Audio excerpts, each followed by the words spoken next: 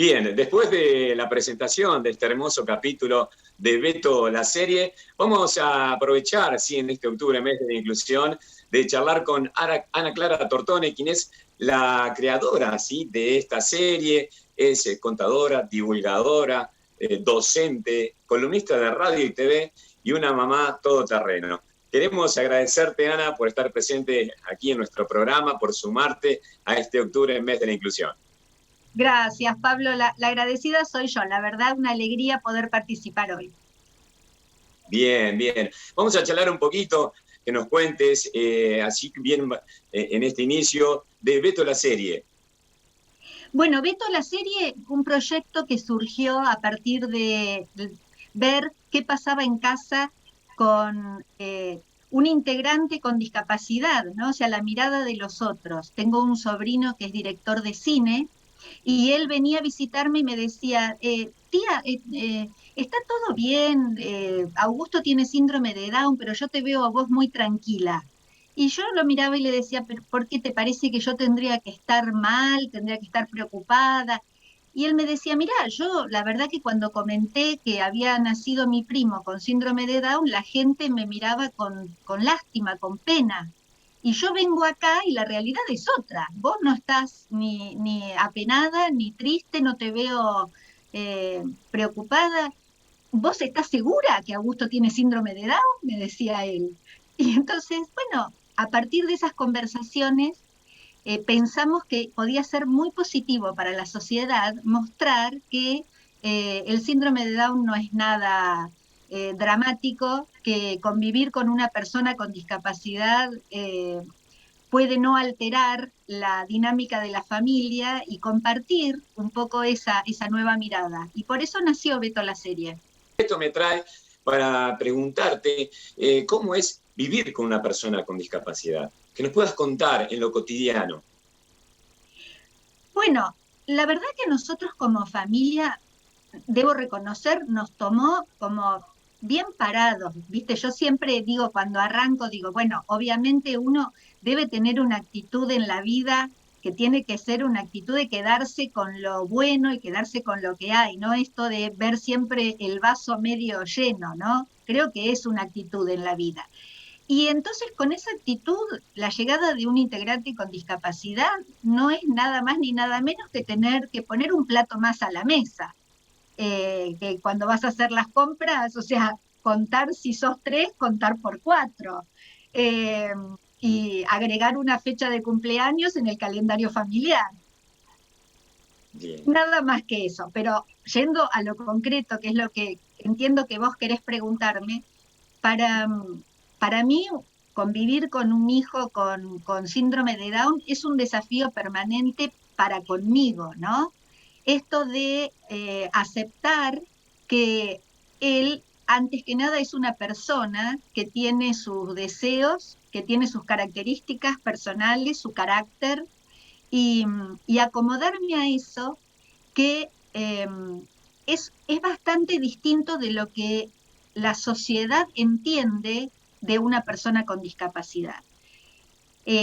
Pablo, vos sabés, tenemos un gran trabajo por hacer para que las personas dejen de ver a los diagnósticos primero y vean solo a la persona, ¿no?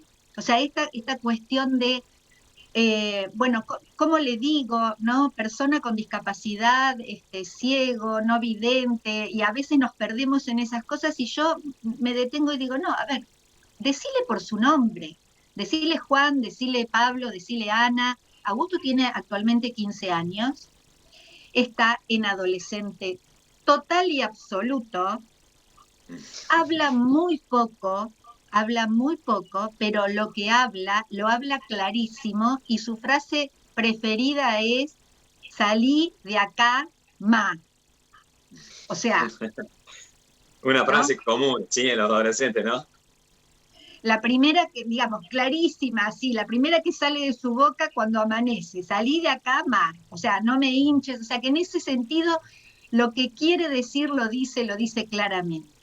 Empezar a entender eso, que yo lo dejo hacer, que él pone, por ejemplo, la mesa y, bueno, hasta ahora nunca se le rompió nada. No Bien. tengo miedo que se rompan las copas de cristal, no tengo miedo que se rompa un plato, ni siquiera el plato que es del juego de la abuela, porque me importa más que Augusto se sienta autónomo y validado que el plato. Te centrás en todo lo que puede hacer, en todo lo que te demuestra que puede hacer y que tiene intenciones de hacerlo, y en eso lo fortaleces y lo alentás a que siga haciéndolo, ¿no? Totalmente. Mira, yo sostengo que la inclusión empieza en casa, que muchas veces las familias les pedimos a las instituciones y a los profesionales o a los terapeutas que visitamos con nuestros hijos, que hagan por nuestros hijos cosas que nosotros no estamos dispuestos a hacer. Entonces, eso es todo un trabajo de reconocimiento. Y yo invito a todas las familias de personas con discapacidad y de personas sin discapacidad a olvidarse de la discapacidad, que no quiere decir negarla. Olvidarse, dejarla a un costado, poner por delante esa persona, sus gustos, respetar. Hay veces que Augusto no hace algo, pero no porque no pueda, sino porque no tiene ganas. Bien. Y yo respeto eso en todos mis hijos y aún con esta mirada tuve que hacer un trabajo de entender que Augusto tenía el mismo derecho que los demás de no asistir a una terapia si no tenía ganas, por ejemplo. Por ejemplo, a uno de mis hijos me decía, hoy no quiero ir a fútbol. Bueno, no vayas. Augusto me decía, hoy no quiero ir a la fonoaudióloga y yo lo llevaba igual. Claro. Se entiende, ¿sí? Entonces, no, a ver, empecé a aplicar eso. Y me parece bárbaro este mensaje, que se mire la persona y bueno, que se mire todo lo que puede hacer, como decíamos recién. Sí, mira, Pablo, vos sabés que recibo infinidad de mensajes. Generalmente, yo me voy a centrar en esto del síndrome de Down, ¿no? Generalmente la expectativa de las familias es, uy, bueno, ahora tengo que empezar a correr para que este bebé logre todo lo que tiene que lograr al año y medio, a los 2 años. Entonces, a ver, ¿quién dijo? Hay una leyenda hermosa que es la del bambú, que dice que el bambú crece primero muchísimos años hacia abajo, fortalece sus raíces y después empieza a asomar lo verde, lo que se ve. Y cuando asoma lo que se ve es maravilloso, derecho, fuerte. Nosotros supimos esperar el tiempo de Augusto. Tuvimos una terapeuta, una trabajadora en estimulación, que nos asesoró muy bien y nos dijo, no hay que correr ninguna carrera, Augusto va a lograr todo, realmente lo va a lograr. Si ustedes pueden esperar que su maduración sea la que su cuerpo necesita. A los 15 años, hoy, Augusto hace doble mortal en la cama elástica, juega al rugby, practica SAP, que es el remo parado, ¿Sí? juega al fútbol, o sea, es un flaco, la verdad, bien competitivo. Bien, recién te escuchaba, Ana Clara, que decías que lo querías lo más autónomo posible, Augusto. Y por ahí esta pregunta es, ¿cómo lo ves en el futuro? ¿Cómo ves el futuro de lo cotidiano, lo que veníamos hablando recién, de las personas con discapacidad? ¿Cómo lo ves? Yo me imagino a Augusto viviendo solo con algún tipo de apoyo, algún tipo de asistencia, ¿no? Ya sea una persona que vaya a su casa todos los días a limpiar un poco o a prepararle un poco de comida, pero lo imagino viviendo solo en algún lugar cercano, quizás a alguno de sus familiares, o no. Hubo una conversación muy linda con su hermano mayor que me dijo, Augusto va a vivir conmigo, y yo le dije, si Augusto quiere, Sí. y entonces él me miró y me dijo, tenés razón, mamá, ¿no? O sea, esta cosa de, bueno, respetémoslo.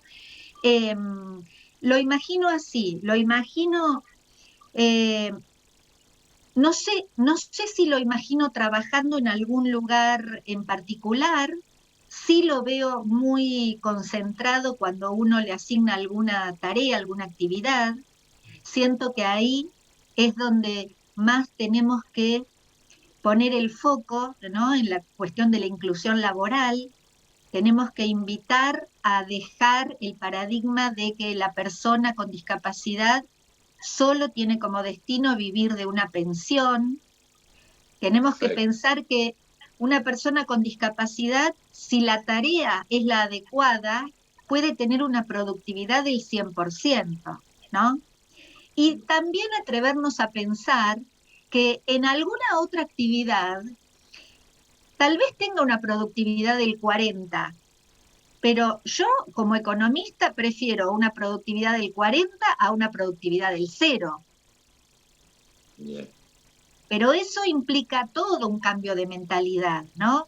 Que puedan ser capaces de capacitarse para dar vuelta dar vuelta el paradigma y ya no sea, che, tengo este muchacho o esta chica con discapacidad, busquémosle un trabajo, sino que sea, che, tengo este trabajo, ¿quién se postula? Y que una persona con discapacidad pueda acercar su currículum diciendo, yo me postulo también, y que pueda ser analizado ese currículum y que ese cargo no dependa de lo que yo llamo cuco laboral, sino que dependa de las habilidades de la persona y de la actitud inclusiva de esa empresa o de ese organismo que está poniendo por delante primero el perfil del puesto. Hermosas palabras, Ana Clara, la verdad que nos queda todo muy claro, nos gusta escucharte, la verdad que estamos muy contentos de que hayas participado en este octubre, mes de la inclusión. Hemos tenido la posibilidad de charlar en otros momentos fuera de micrófono y la verdad que es un gustazo, así que muchísimas gracias por ser parte de este octubre. Gracias a ustedes, Pablo, y feliz octubre para todo Justiniano Pose, y muchas gracias, un placer de que me hayan convocado.